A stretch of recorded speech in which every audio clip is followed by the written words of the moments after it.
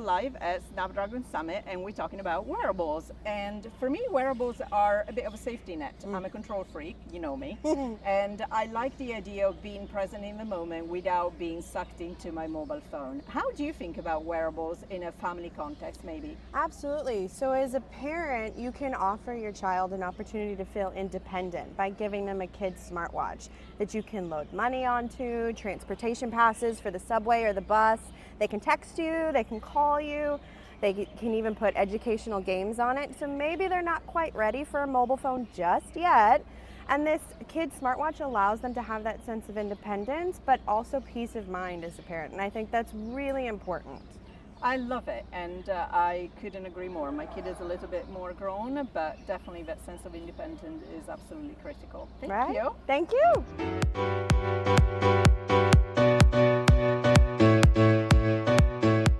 And I have Cassandra here with me to talk about computing. It was a big topic of conversation this year, and I'm curious how you're thinking about the platform and really democratizing computing so that every consumer or employee can feel like a power user, even when they're not. Yeah, it's such an important topic. We are so proud of the work that we've been doing for Snapdragon Compute. The new Qualcomm Orion CPU is actually going to change the game for so many users. Outside of all the tech specs and the magic that we're making happen with our application and OEM partners, we're really excited for the way that users are able to use AI on their devices. We're so used to smart assistants and other aspects of our lives, and it's really important that we bring those kind of experiences to the PC.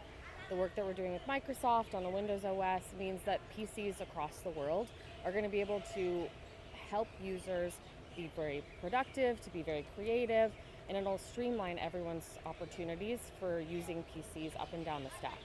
I am welcoming that because there's a lot of things that we do, and to be honest with you, I think most users probably use 30-40% of their operating system capabilities. Yes.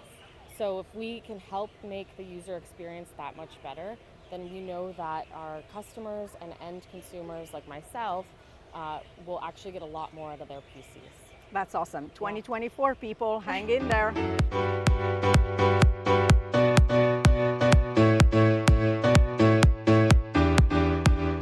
I've been talking a lot about democratization of everything from AI to computing, and I think it applies to gaming as well. Help me understand how you think the role of your platform is helping with that. Yeah, I think democratization of gaming, especially from a smartphone perspective, has been a huge priority for us. We actually started the Snapdragon Pro Series, which is the world's largest mobile esports competition.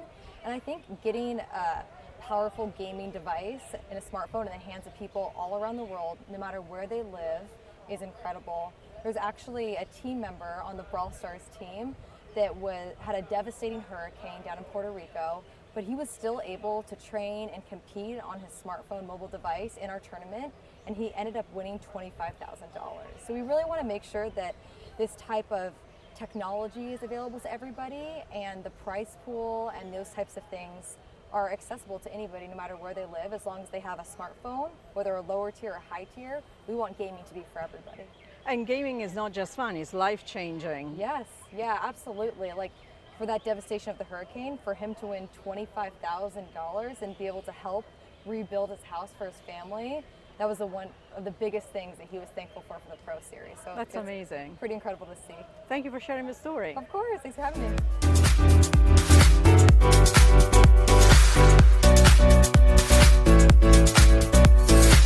I want to talk about Snapdragon Seamless because yesterday on stage we have heard you introduce this idea of basically creating a better ecosystem of products, something that in my view will really empower consumers to get the most out of their portfolio of products. Can you talk us through it? Absolutely. Great to be with you, Carolina. Thank you. Yeah, we announced Snapdragon Seamless. So I think, you know, all of us have many devices. I think in our households we have approximately 20. They're made from different manufacturers. We have earbuds, we have tablets, we have phones, we have PCs. They're working across Windows, across Android. And right now they can't all discover each other. They can't communicate with one another. I'm a mom. If I'm on my phone and I want to switch audio to my my earbuds and then to my laptop. It's not a seamless experience right now.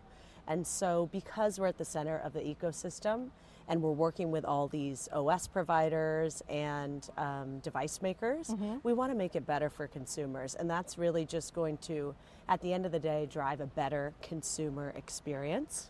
And it's really going to put, it's going to make things better for consumers. It's going to enable them to have more choice and not be stuck in a closed ecosystem. They may want a Windows Surface laptop and a Motorola phone, flip phone, and they want an experience across those devices. We are all constantly on the go. We don't just sit in one place, so we need to work together to try to deliver a better experience for consumers across I love devices. That. It is the idea of being able to choose best of breed for the experience that you want, but know that it all is going to come together and work together seamlessly. And let's also be clear that aside from consumer, the whole ecosystem is benefiting, because I think you're basically empowering the answer to the Apple ecosystem within an Android and PC, Windows PC context. Yeah, people want choice, right? So again, we feel like we're in this really unique position because we work across all these product segments across the globe with all these partners. We need to come together to enable this. At the end of the day, it's just going to drive innovation, and we're all consumers. We all have families. We all are trying out new devices, and we want a better experience. So we've got to work together to deliver that. Absolutely, and looking forward to it. Thank you so much for being with me. Of course, Karen. I love it.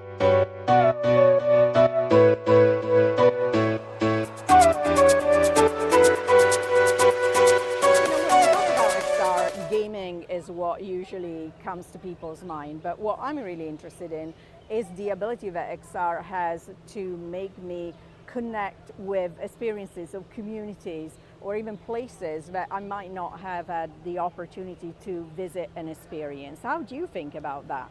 I think that this is a wonderful use case for XR. I know that there's researchers who have been doing wonderful work on embodiment and putting people into avatars of people who do not look like them in order to empathize further with the experiences of communities. So if one is experiencing life through light-colored skin, they might be able to see what the challenge is in society when they have a different representation of themselves.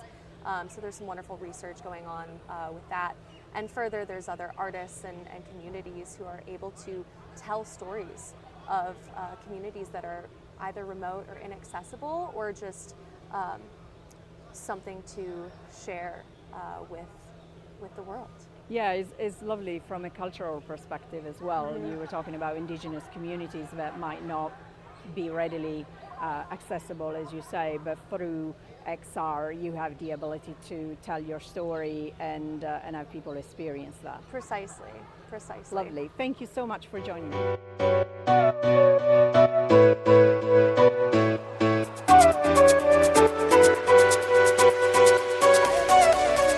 To talk about audio. I know that when it doesn't work, it's a bummer because I had that issue yesterday. But generally, even if I think about video calls and things like that, when there's poor sound, there's actually a mental overload in trying to compensate for that. Yeah, I think audio is one of those things, right? Like when it works well, you don't think about it. You don't even have to think about it. But I think it's so important to all of our connected experiences nowadays that it's something that, we, when it does go wrong, it, as you say, it can be a total bummer, right? And I think some of the capabilities that we're enabling on these platforms, because they are so much more powerful, like personal sound amplification and hearing loss compensation technology, are going to make a very real difference to people's lives. I mean, I've had an experience this year of my mum actually in social situations. We thought she was actually, going senile or getting dementia, but it turned out she just couldn't hear in very, very noisy environments. And so capabilities like that hearing loss compensation that you can put in a pair of earbuds and help hear in very busy environments like a restaurant or a bar, and she's not quite at the stage where she needs like an over-the-counter hearing aid, but she needs a little bit extra help, and I think that's going to be revolutionary in terms of really making a difference to people's everyday lives. I can relate to that, especially because we are always busy environment Yeah. with a lot of voices, and Yeah. distinguishing the person that you're talking to and being able to single that out versus the noise is absolutely critical. Thank you for being here